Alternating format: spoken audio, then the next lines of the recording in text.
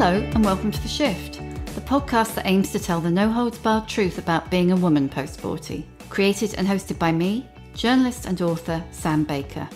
This week I'm nosing around the central London flat of the multi-zillion selling novelist and screenwriter Jojo Moyes. I feel like I'm not an imposter anymore. I feel like the body of work has given me a right to be there, but it's taken me 10 years minimum to feel like that. If you had imposter syndrome, there would be no hope for any of us.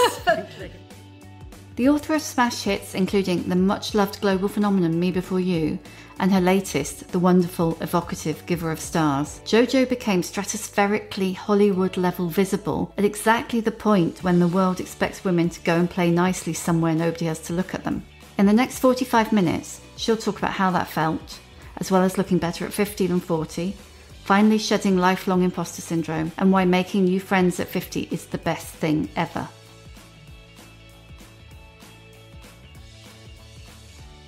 I'm here in Jojo Moyes' flat, several floors above a noisy central London street. It's clean, modern, tidy, swanky. Hi, Jojo. Hi.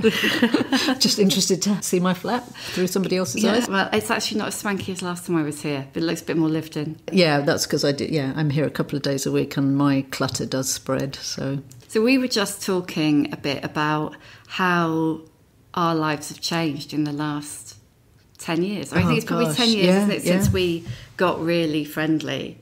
And I really distinctly remember I had just left Red and you had just written Me Before You and we went out for lunch. That was when you had just found out Me Before You was Richard and Judy. Do you remember? I remember a different meeting and we went for a quiet early evening drink with a bunch of other women on Twitter. And all I can remember is that about 2:00, the now editor of The Guardian was ringing my husband saying, Jojo is very busy doing busy work and won't be home tonight. And I ended up crashing on your sofa. And I'd never met you before. And then sort of had to do a kind of walk of shame of sorts through central London the following morning, having got completely pie-eyed with this group of very excellent, very rowdy women who clearly didn't stop at one drink. Let's talk a bit first about how your life has, well, for want of a better way of putting it, shifted in the last 10 years. The last 10 years have taken you from 40 to 50. Yeah, and the change in my life has been absolutely beyond any idea I could have had about it. At 40, I had 8 books behind me, none of which had been a bestseller. I was struggling. I was worried about money all the time. I think in most relationships you have a worrier and a non-worrier, and I was very definitely the worrier. 3 kids to get through school and college, and as you know, I wrote a book called Me Before You almost on spec because my existing publisher wasn't very keen on the idea, and that changed my life in about 8 million ways. I mean, it didn't just bring me the success I don't even want to say hoped because it took me so far beyond what I'd hoped for. It's such a crazy level of success. Yeah, really, it went crazy. And so I didn't just exceed all my expectations work-wise, but I think it profoundly changed my character as well. And it has continued to change. I've become far less catastrophist. I was very much a catastrophist. I was always braced for the next problem and trying to work out solutions to things before they'd even happened. I was that worrier. And I worry a lot less now, although obviously I worry about the other things like people I love getting ill. But it also made me reassess how I was in the eyes of everybody else, because the one thing that success brings you is greater visibility. And at a time in your 40s when you might not really be used to being very visible, because in traditional terms that's the age at which you start to become invisible, or so society would have it. So I've had to learn to be a slightly more public person with all the issues that brings with it. I've had to learn to navigate success, which is lovely in many respects and quite complicated in others. I mean, it has an impact on everybody around you. It's not just you. And I've had to learn how to handle a lot of it. It requires some diplomacy. It requires social skills that I didn't have before. Also, you have to also think about what your responsibilities are. For example, philanthropically, you have to decide what kind of person you're going to be in handling this. And all this time I've been bringing up, teenage children as well. So There was a lot. Would I change it? No. God, how lucky have I been? I mean, it's, there is not a day still 10 years on that I don't wake up feeling just like something amazing happened, and I'm incredibly lucky. It's really interesting from outside because you have changed a lot from where I sit, which is not someone who's known you 40 years, but someone who's known you quite well, maybe 10 or 12. Yeah. But in a way you haven't. You're a bit more like, you're like a kind of distilled version of you. Let's talk about the visibility invisibility thing. How did that manifest itself? I think that's really interesting. Well, for a start, people have an opinion on your work. And then with the film, people started to have an opinion on me. And just that Hollywood thing. Yeah, because everyone said to me at MGM before the film came out, you have no idea how much impact film has compared to books. And I thought, yeah, all right, just because you're in film, you don't know.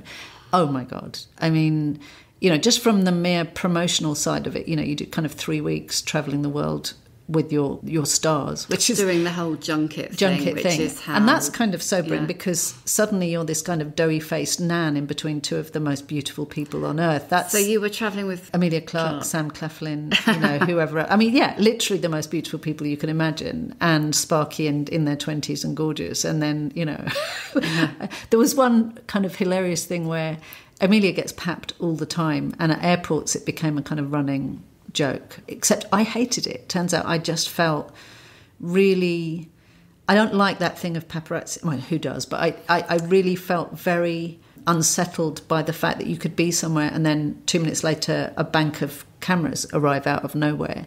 And I remember in a certain newspaper, as I was doing this, my husband just killing himself laughing because Emilia, who has adapted and is wonderful at all these things, just sailed through smiling with her sunglasses on and perfect makeup. And you can just see me behind her clutching my laptop like a weapon and scowling at everybody because I can't do it. I have no poker face. I can't hide how I feel.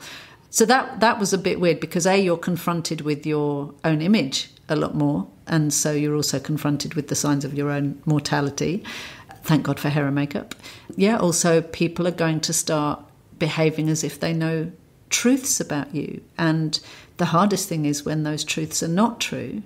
And on social media there's no point trying to answer them back. That creates its own momentum, and then before you know it, you've got editors of broadsheets saying, well, perhaps you'd like to kind of answer this, and then it becomes a thing, and you're like, this was not it's not true. Yeah, it wasn't true in the first place. Exactly. Yeah. So why would I want to give it oxygen? And that's happened to me a couple of times, and it's really fucking hard actually to keep your mouth shut when you're quite a straightforward person who just wants to say this isn't true. And I can't imagine what it's like if it happens to you in your 20s, and also with all the visibility that comes with being a kind of young and maybe you're an actress or a music star. I mean, promotional stuff is hard anyway. It's hard to give the right amount of stuff, give the right answers, make sure everybody's happy, be on 18 hours a day. I have a friend who says that writing films is the easy bit. What you get paid for is the promotion. And I think that's kind of an interesting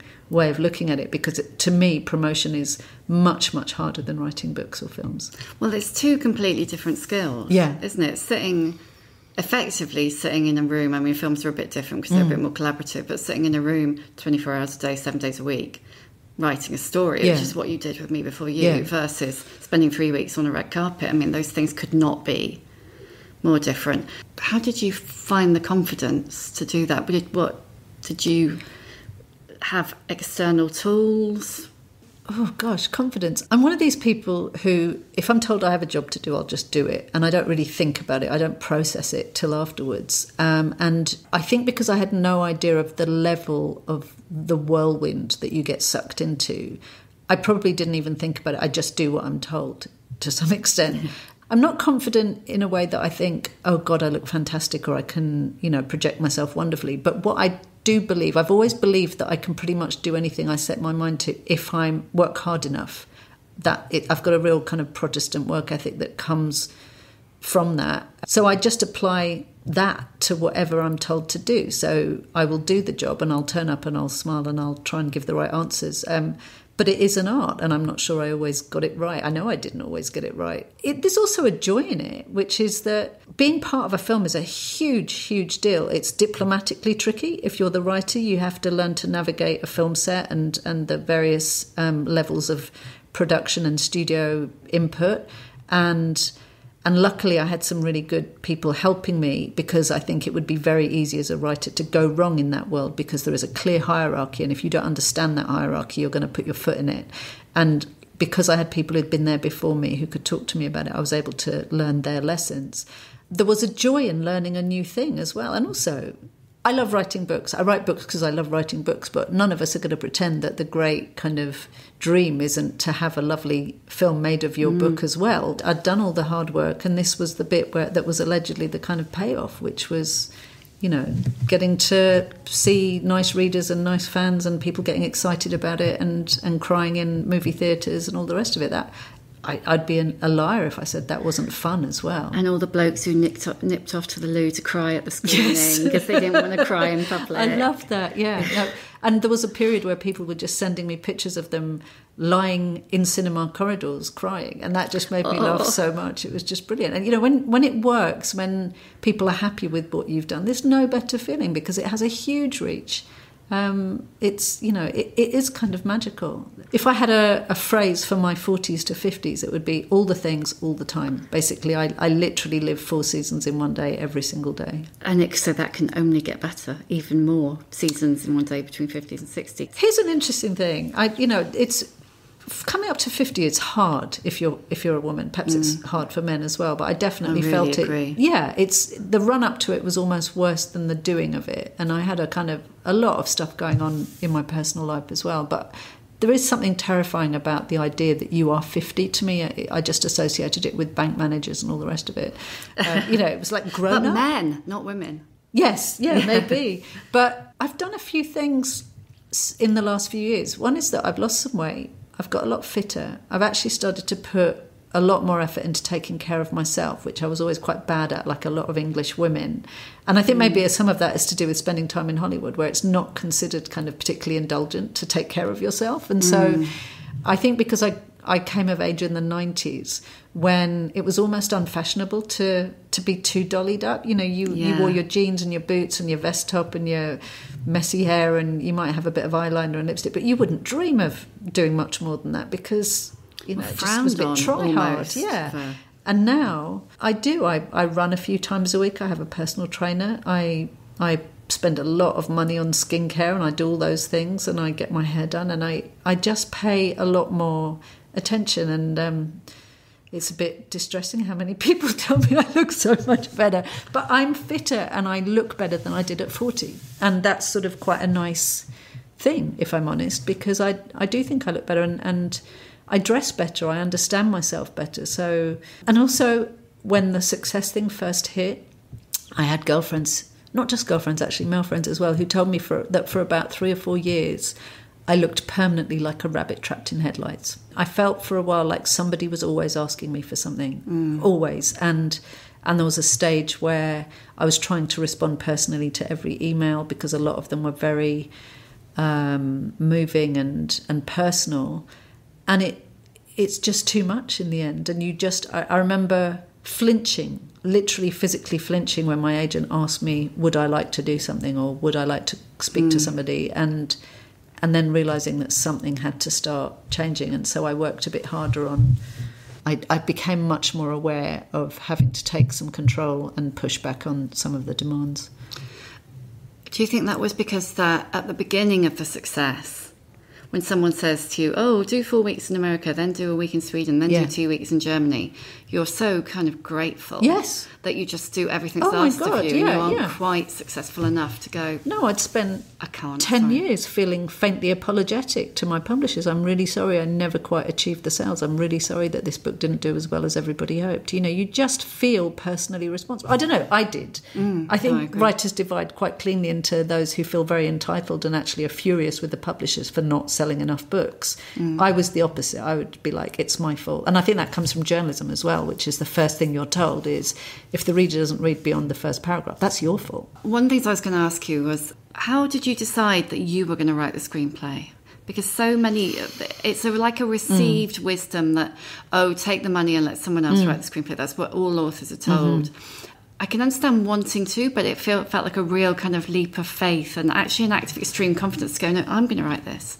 These are my people. I'm going to write it. I don't know now, honestly, what gave me the confidence to do it. I think, as you said, I felt very passionately that they were my people. Also, I went into that negotiation fully prepared to hand it over. I'd never considered writing a screenplay, but then the producer asked me if I would consider it. And I am one of those people who tends to say yes before I can think of all the reasons to say no. And it was a tough process. I mean, it was a really tough process. And the script went out of my hands twice and came back to me. And I had to fight for a lot of the things in it. I mean, the one thing I will say is that I was lucky to work with a woman director, Thea Sharrock, who we were pretty much on the same page with a lot of it. So once it was just me and her, we were really quite good at working together. We understand each other very well. In fact, we've worked together since. But it was a very new world, and I don't know. I was lucky to have good friends who helped me through the process. I was able to send a couple of drafts off to people that I know, and they would give me notes on them and tell me where I was going wrong. And it is a very different process, and you have to learn to think visually. You have to learn to think what the camera is doing at all times, which is not how I would normally write. But also, I loved it. I got to learn. I mean, that was the other exciting thing. You don't expect to be learning new skills in your 40s necessarily. And it was the steepest of learning curves, and that was exciting. And I'd written 9 books by then. I'd written 10 because I'd already written Girl You Left Behind. So you become conscious that a lot of your writing process in terms of books anyway is based on tried and tested things that you've learned. And of course, everyone is different, but you can do it. And I didn't know I could do this. I just didn't want anybody else to do it. That was the problem, that it was such a finely balanced thing in terms of the comedy, the tragedy, the social issues, the romance, all that stuff. And the ending. And the ending. And so I did want some control. And in fact, I'm not always control for it. The Giver of Stars, my latest book, I've handed over to somebody else to write, albeit somebody I trust very much. It's not that I need my fingers all over everything. For that one, I knew I needed somebody else to do it. I needed to do it. Since you mentioned Giver of Stars, your newest one, and it's quite different, isn't it? And I was thinking on the way here how the power that the success of Me Before You gave you. Because for anybody who doesn't know, the way publishing tends to work is it's like, you wrote that, it was really successful, write another one, and another one, and another one. Yeah. And we'll package them similarly, and the reader will know what they're getting. And from a reader's point of view, that's fair, because if you liked one Jojo Moyes, you want to know that you're going to like the next one. But Giver of Stars I think it's like next level. I love it. My mum loves it. Everyone I know who's read it loves it. But it's really different. Yeah, I should say, if people haven't read it, it's a very niche subject. It's about bunch of horseback librarians in rural Kentucky in the 1930s.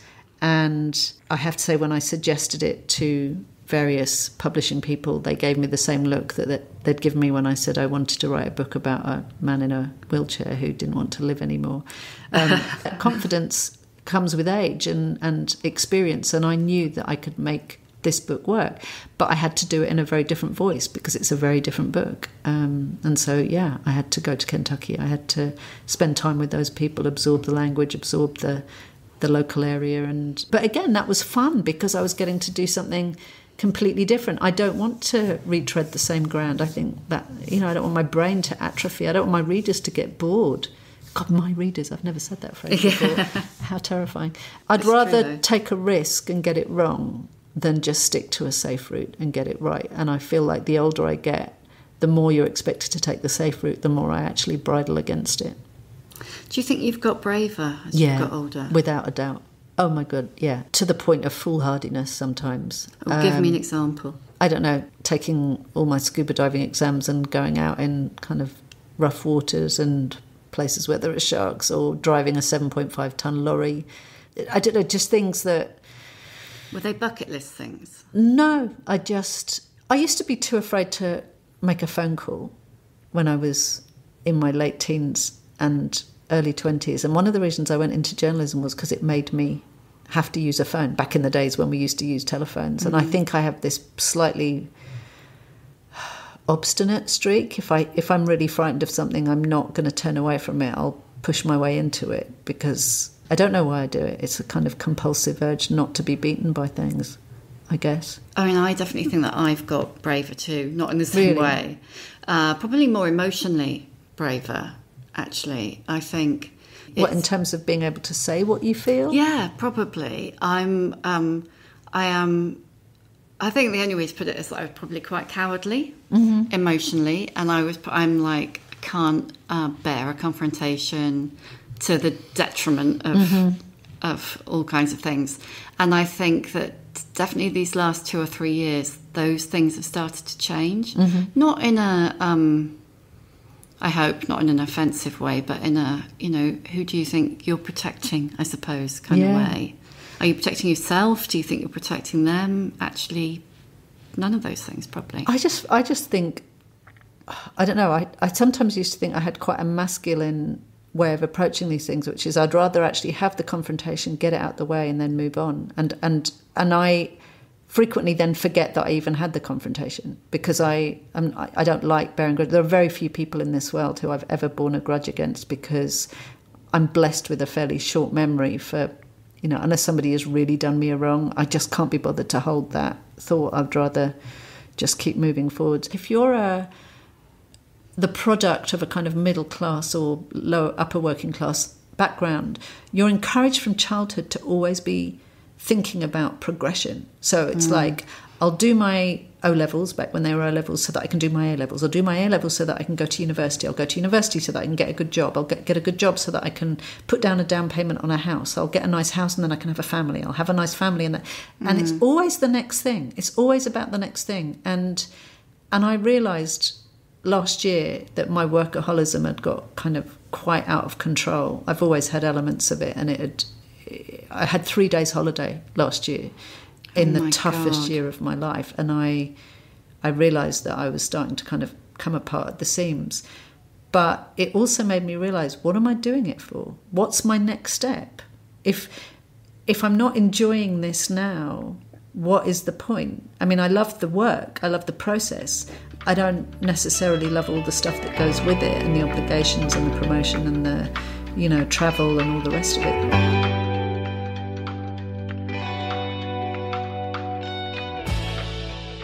We were talking before about how women's stories are written, and how, to a certain extent, our stories are like mapped out. Women's much more than men, in terms of, you're supposed to meet the guy, get the house, have the baby, and then, bam, menopause hits. But then it's like nothing, because the story for women stops being written then. I mean, I have written older women often, yeah. And one of my favourite characters is a minor character called Kathleen in Silver Bay, who is a 72-year-old woman who was once known for catching the biggest shark that New South Wales had ever seen. And in the book, she has a kind of will she, won't she romance with another man. She helps rescue her granddaughter. She's fierce, and she's takes no prisoners. And I just love that kind of woman, I guess, who doesn't let age wither her. And I suppose if I have a model for getting older, it's those sorts of women, which is, why shouldn't I be striding out there in my inappropriate young person's shoes and my, the clothes that I want? And I refuse to have people define who I am, and I celebrate those stories. And lots of people I've spoken to have said that they've really felt like in their 40s, late 40s particularly, it's like you come to the fore a bit in your life, and you stop. Depends how old your kids are, if you've got kids and all of that, but it stops being about other people in quite the same way. Yeah. You know, in my own case, it was definitely about my children getting older. I mean, someone very wise once said to me, if you have children, you can only ever do one thing well. And I decided that was going to be work. And so for, 20 years, my twin focuses have really been work and children. If I wasn't doing one, I was doing the other. And so I've always been quite good at maintaining friendships, but it was probably at a distance. It wasn't, I never saw friends on a weekly basis. I might speak to them on a weekly basis, but I didn't have the time to go and see them. And also I lived in a very rural location. I have done for 20 years. And it's literally, we've got further and further out until, we're kind of survivalists now. Yeah. But the last couple of years I've spent 2 nights a week in London, and that's enabled me to see a lot more of my girlfriends. And I think there's a lot of things. I think, it's the energy that comes with your children not needing you to be quite so visibly present in their lives because they have their own things going on. It's to do with hormones. I remember, I don't know if I should name her, but a journalist who I admire very much telling me a story about how you knew the menopause was starting to come because before then your teenage or adult kids would come into the room and go, oh, Mum, I can't find my keys. Do you know where they are? And you'd get up and you'd start moving cushions and, well, where did you leave them? Blah, blah, blah. And then she said she knew that her hormones, her nurturing hormones were leaching away when they did the same thing, walked in, and she just sat there and went, well, I don't bloody know. Find your own keys. I'm bored. Yeah. I'm bored of finding everybody else's keys. And so I think there's a bit of that. There are certain hormonal changes. I mean, I don't know if it's in me or not.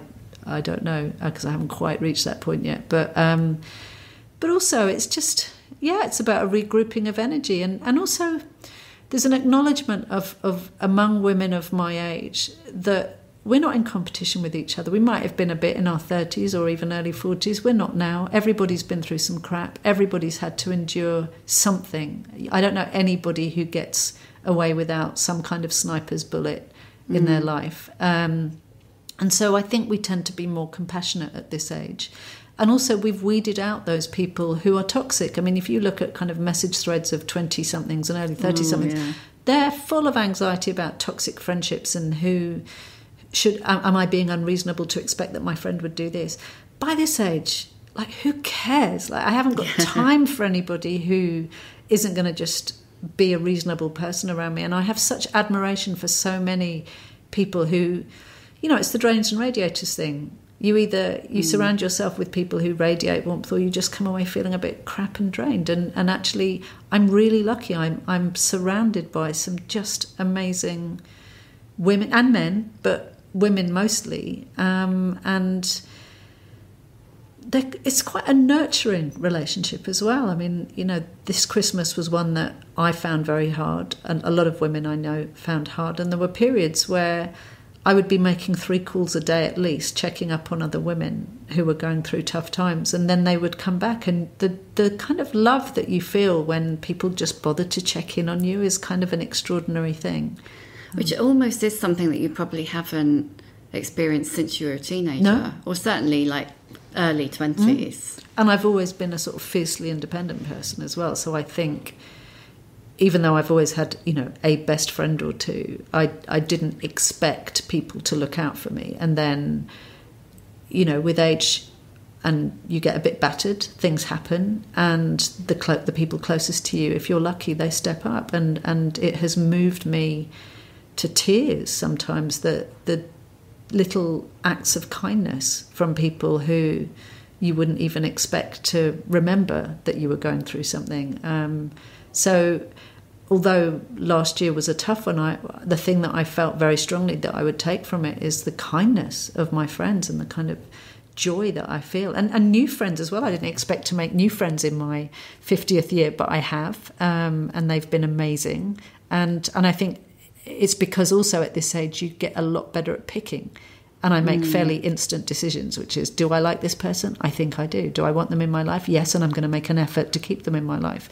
Would it be fair to say maybe you're making decisions for the right reasons rather than, I need to be friends with that person because everybody else is? Oh, I've never done that. I've never done. In fact, I've gone the opposite way, sometimes to my cost. I think I could have networked better in my young years. I never was comfortable with that.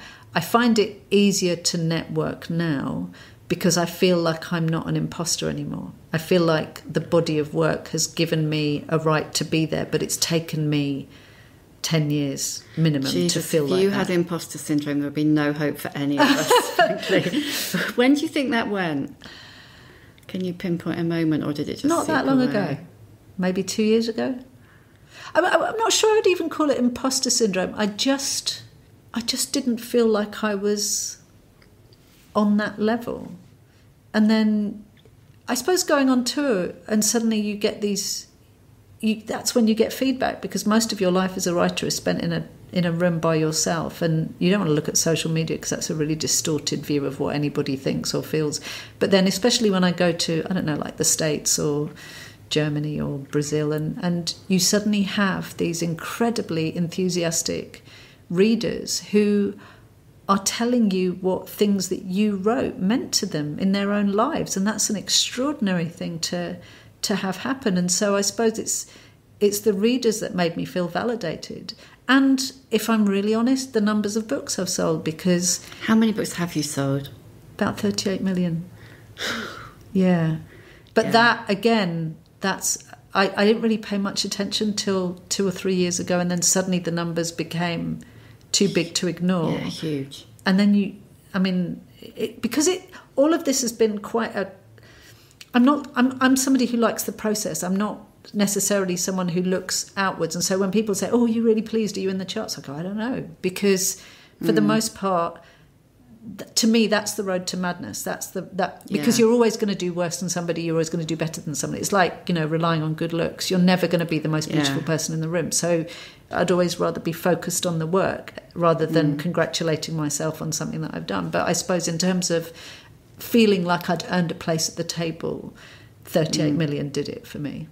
I want to talk a little bit about menopause, because when we met on the street, you were carrying a new duvet, which I've got to say was a 10.5 tug. That's too hot. I know. I'm telling you now, that is much too hot.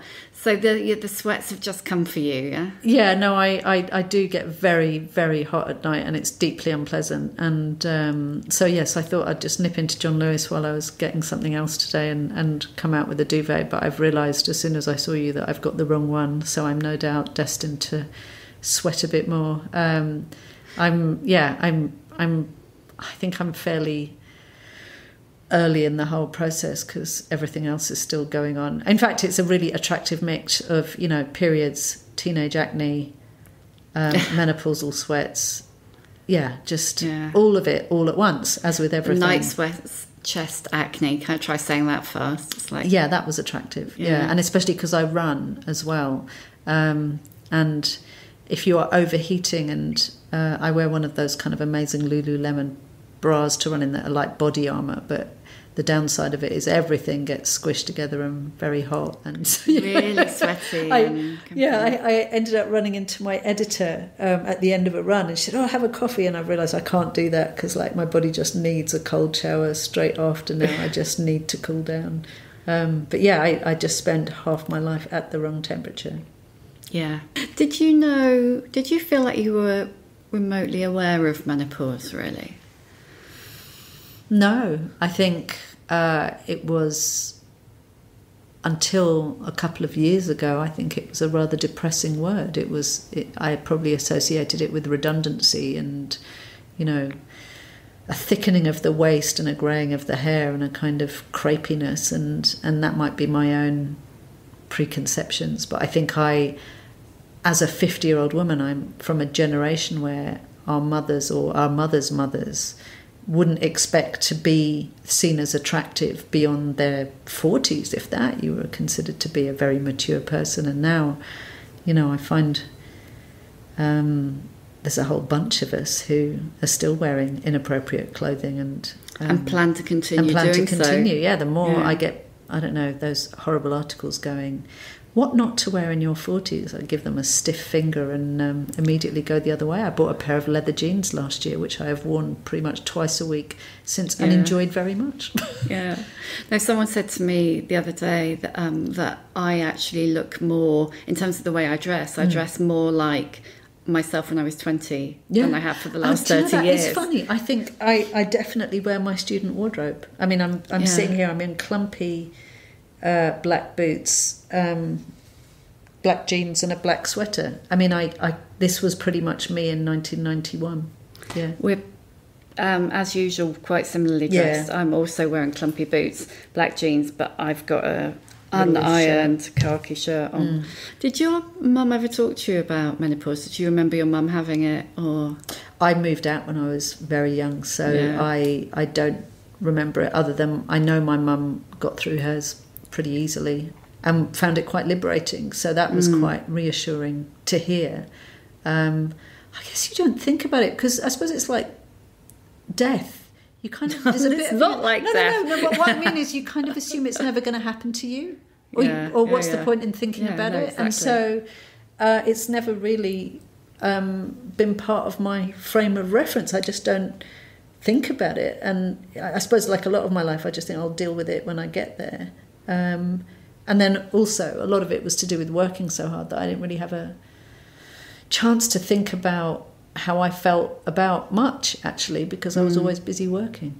The more people I speak to who are out the other side, the more liberating it is. Yeah. I mean, you have to, we are all still living within the frame of reference of our society that says, attractive is this and women do that. But at the same time, I think there are more and more women going, hang on a minute. If I want to wear my ridiculous big boots when I'm 50, 60, 70, I will. And I may not be CEO of a FTSE 100 company, but... Whose opinion do you really care about? Do I care what Piers Morgan says in the Daily Mail? No, I don't. Do I care what some of these judgy female commentators say? No, I don't. Do I care what my peers think? Yes, I do. And frankly, even if they don't like what I'm wearing, I could care less, because it makes me happy. I've got a kind of ridiculous blue coat. It's a leather coat that's kind of really woolly, and is that the one you were wearing when you came in? And that coat gives me such joy. And my clumpy boots have got a big red stripe down the back, and they give me joy. Boots. And I can stomp my whole way across London and back, and all these things make me happy. And if my wardrobe makes me happy, then frankly that's all I care about. I'm not dressed up like Sue Pollard. I'm just I think I'm age appropriate, but in the style that I like. And I think I've actually got a lot more stylish in my late 40s than I was in my late 30s, when frankly most of the time I looked like I'd been dragged through a hedge backwards because I didn't care, and I had small children, I had other stuff to think about. And now I have more time to think about how I look, and I'm quite enjoying it, actually. What's your emotional age? Ooh, what, in terms of where do I feel I am? Yeah, how old do you feel? About 31. Oh, do you know what? If I had a tenner for everyone who said somewhere between 30 and 35, I'd be a lot richer than I am now. That's so funny. I wonder why. I think it's because your 20s are generally quite angst-ridden. You're kind of panicking and treading water and trying to get onto certain mythical rungs of ladders. And then by the time you're in your 30s, you feel like, well, I've kind of set up a path here and I might as well go with it. And you might have met the person that you're going to end up with for a while at least. I don't know. The thing I really like about this age, and especially having finally got to grips with running a bit, which I've never been particularly good at, but I've actually just stuck with it, is I really like feeling fit. I'm really enjoying having muscles that I didn't have, and feeling like my back doesn't hurt all the time, and really basic stuff like that. I like the fact that when I'm in London, I pretty much walk everywhere, and anything up to about 35 minutes I won't bother to get a tube or a taxi or a bus. I'll just walk it, and I stick my earphones in and I listen to age inappropriate music, and it makes me happy. I think that's one of the things that's really interesting. I went through a phase of kind of waist, the estrogen went down, the waist went up. That did happen. And for a while, I did that classic thing of literally dressing in a sack. And and generally feeling a bit shit about myself. And then I realised that, whilst I didn't really like having a no waist, it wasn't really so much about that as about the backache and the not feeling as strong as you used to feel, and like groaning when you get out of bed, which is, not sexy. Or comfortable or anything. And it was only when I started doing weights, and then I want to be a runner, but I've never managed to quite force myself through that pain barrier, that I realised it ceased to be about being thin, because I am that sad person who always wanted to be thinner. I know I fear the Twitter backlash from saying that, but it ceased to be about that, and that probably happened in the last 2 or 3 years, that I want to be stronger and healthier. I had a frozen shoulder for 18 months, which is a classic thing for women of a certain age to get. And if you believe in Chinese medicine, it's also to do with carrying the burden of, family. Really? And it's quite interesting if you do, because I saw everybody to try and fix it. I saw traditional NHS, I had the steroid injections, I had acupuncture. It was so painful and so debilitating, and so interesting the change if you live with chronic pain, how it affects you, how it pulls your face down. And I remember my best friend coming to the door and saying, "You are literally hunched like an old woman, you need to straighten up." And so when that finally went, because they do usually go by themselves, I just thought, I'm never going to be in that position again. And I started boxing once I had the all clear. Why boxing? Because I really wanted to improve shoulder strength and core strength, and my husband bought me a punch bag. Who knows why? And I found that I was a traditionally quite weedy kid. The only thing I could do was horses, because and as my mother used to put it, that's because they do all the work. But I was never athletic and hopeless at ball sports. And it turns out, to my great joy, that hitting is the one thing I'm actually quite good at. I have a lot of power. Let's dissect that. Yeah, I know, but it's really bizarre. And my trainer says, you hit harder than a lot of the men that I train. And I have never stopped valuing being pain-free for the last sort of 3 years since I got over it. Every day I'm grateful that nothing hurts. And the thing that is really clear to me is if I keep doing the exercise and I keep running, then stuff doesn't hurt. It's really as simple as that. And I can eat all the chocolate that I like, and I can have the curry on a Friday night. And if I stop doing that for a few weeks, I'm afraid it all just turns to kind of Jabba the Hutt, because that is the downside of being this age. You have to use it or lose it. But for me, strength is the absolute key thing. I don't really care what size my jeans are, but I don't want my arse to be sagging around the back of my jeans, and I want my glutes to be holding up everything else, so that I don't have problems with my knees and my hip flexors. So sorry, that's really tedious. No, it's not. No, it's not at all. It's really interesting. But it's really depressing to have to acknowledge the fact that there is no quick fix. It really is. Once you get to this age, you can tell the people who exercise and that you can tell the people who don't. And it's quite interesting for me, because I've been to a couple of reunions of workplaces that I used to be at, and if you haven't seen people for 20 years, that difference is stark. Yeah, you can really see the people who've done nothing and the people who've made a modicum of effort to just stay on top of it all. I've got a few questions that I always ask at the end. Firstly, give us a book recommendation. Oh, I'm sure everybody said this, but the standout book for me last year was Three Women by Lisa Taddeo, which I think, brilliant, in terms of thought-provoking and making you examine your own responses, making you think about society, but just also treading ground that hadn't been trod before, like in the most beautifully written way. I think it is an extraordinary work, and I think it will hold up as a classic. Definitely. What one piece of advice would you give younger women? Claim your place in the world. I think there are so many pressures on women to focus on how they look and what not to do and what not to say. I got in terrible trouble a few years ago because I wrote a jokey piece for you, I think. Criticising adult colouring books, which I do understand have a role to play for anxiety. But what for me they represented at the time was a determination to keep women within the lines. And what I want is for women to get out and use their voices and meet people and find out who they are. And you're not going to do that if you're stuck inside. What would your superpower be? Oh, what is my superpower? My superpower is I can tell within 5 scenes whether a film is directed by a man or a woman. What are the giveaways? It's what's through the male gaze. I mean, this started with a film with Denzel Washington where he's a pilot who wakes up hungover in a hotel room and ends up saving a plane. But you know, it's a kind of should he or shouldn't he? You know, it's who's the good guy in this? But this film opens with him waking up in a hotel room and this astonishing woman who looks, you know, just absolutely gorgeous, climbs out of bed, stark naked, kind of parades backwards and forwards in front of the camera with her tits, you know, stuck out, bends over, you know, straight-legged to pick up her panties, because of course they would be panties then. And I just looked at this thing and I went, no, this is a male director. If that was a woman directing, that woman would have woken up, given Denzel a shove and gone, oh, mate, make us a coffee, please. My head's flipping killing me, you know, and oh, my God, what did you do to me last night? What she wouldn't have done is breasted boobily across the set, backwards and forwards, you know. It just, and it was such a clear example, and sure enough, it was directed by a man. And so it's become my kind of go-to game now. It's your party trick. It's my party trick. Yeah. I'm definitely going to remember that.